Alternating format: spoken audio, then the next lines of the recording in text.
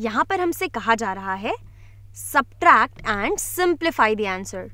तो यहाँ पर हमें 8/18 में से 5/18 घटाना है, और क्योंकि यहाँ इन दोनों के डिनोमिनेटर्स सेम हैं, इसलिए जो हमारा आंसर होगा, जो फ्रैक्शन हमें आंसर में मिलेगा, उसका डिनोमिनेटर भी 18 ही होगा, और इसका जो न्यूमरेटर है वो इन दोनों फ्रैक्शंस के न्यूमरेटर का डिफरेंस होगा।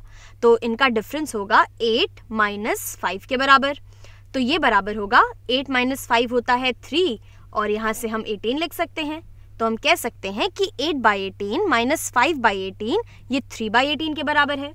लेकिन मुझे ऐसा लग रहा है कि हम 3/18 को और भी ज़्यादा सिंप्लीफाई कर सकते हैं। अगर हम इनके ग्रेटेस्ट कॉमन फैक्टर्स के बारे में सोचें तो 3 और 18 ये दोनों ही 3 से डिविजिबल हैं। तो अगर मैं अपने न्यूमरेटर में 3 से डिवाइड कर देती हूँ तो मुझे यहाँ पर अपने डिनोमिनेटर को भी 3 से डिवाइड करना होगा, तभी हमारे इस फ्रैक्शन की वैल्यू बदलेगी नहीं। तो अगर हम 3 को 3 से डिवाइड करते हैं तो हमें मिलता है 1, और 18 डिवाइडेड बाई 3 ये होता है 6 के बराबर। तो हम कह सकते हैं कि 3/18 सिंप्लीफाइड वर्जन में 1/6 के बराबर होता है, और ये दोनों सेम चीज़ को ही रिप्रेजेंट करते हैं। तो आइए कोशिश करते हैं यहाँ पर इस सब्ट्रैक्शन को विजुअलाइज करने की। इसके लिए मैं यहाँ पर एक होल बना लूँगी। यहाँ पर आएगा मेरा होल, और मैं इस होल को कुल 18 इक्वल पार्ट्स में डिवाइड करूँगी।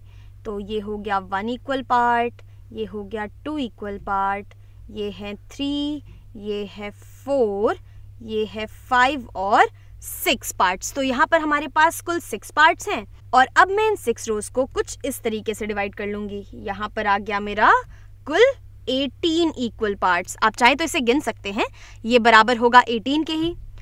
तो चलिए बात करते हैं पहले कि 8/18 क्या रिप्रेजेंट करता है। 8/18 का मतलब है कि इन 18 इक्वल पार्ट्स में से हमें कुल 8 इक्वल पार्ट्स चाहिए। तो चलिए 8 इक्वल पार्ट्स को शेड कर लेते हैं। ये हो गया 1, ये हो गया 2, 3, 4, 5, 6, 7, और ये हो गए मेरे कुल 8 इक्वल पार्ट्स। तो यहाँ पर हमने 8/18 को शेड कर लिया है, और अब इसमें से मुझे 5/18 को घटाना है। तो 5/18 को घटाने का मतलब है कि हम यहाँ से 5 शेडेड पार्ट्स को हटा देंगे।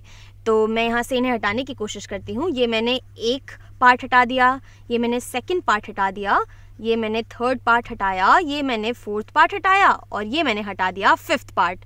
तो इन पार्ट्स को हटाने के बाद हमारे पास अभी कितने शेडेड रीजन बचे हुए हैं?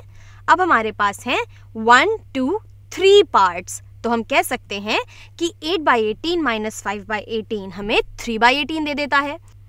तो ये तो बात हो गई 3/18 के बारे में, लेकिन हम इसे 1/6 की तरह कैसे विजुअलाइज करेंगे? तो हमारे पास यहाँ पर कुल 18 पार्ट्स हैं, और हम अगर इन्हें ग्रुप कर दें 3-3 के ग्रुप्स में, तो अगर हम अपने इस होल की ग्रुपिंग शुरू करें, अगर हम इन 3 छोटे पार्ट्स का एक ग्रुप बना लेते हैं तो हमारे पास कुल ऐसे कितने ग्रुप्स हो जाएंगे? तो यहाँ पर ये हो गया मेरा एक ग्रुप, ये आ जाएगा मेरा दूसरा ग्रुप, ये होगा मेरा तीसरा ग्रुप, ये हो गया मेरा चौथा ग्रुप, ये हुआ मेरा 5वां ग्रुप, और ये हो गया मेरा 6ठा ग्रुप। तो यहाँ पर कुल हमारे पास 6 इक्वल ग्रुप्स हैं, यानी कि हम कह सकते हैं कि हमने अपने इस होल को कुल 6 इक्वल पार्ट्स में डिवाइड कर लिया है। मैं यहाँ पर इसे भी इस तरह से बंद कर देती हूँ।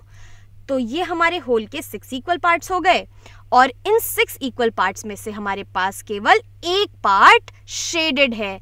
तो ये शेडेड रीजन इस होल के 1/6 को रिप्रेजेंट करता है। तो हम कह सकते हैं कि 1/6 और 3/18 ये दरअसल सेम चीज को ही रिप्रेजेंट कर रहे हैं।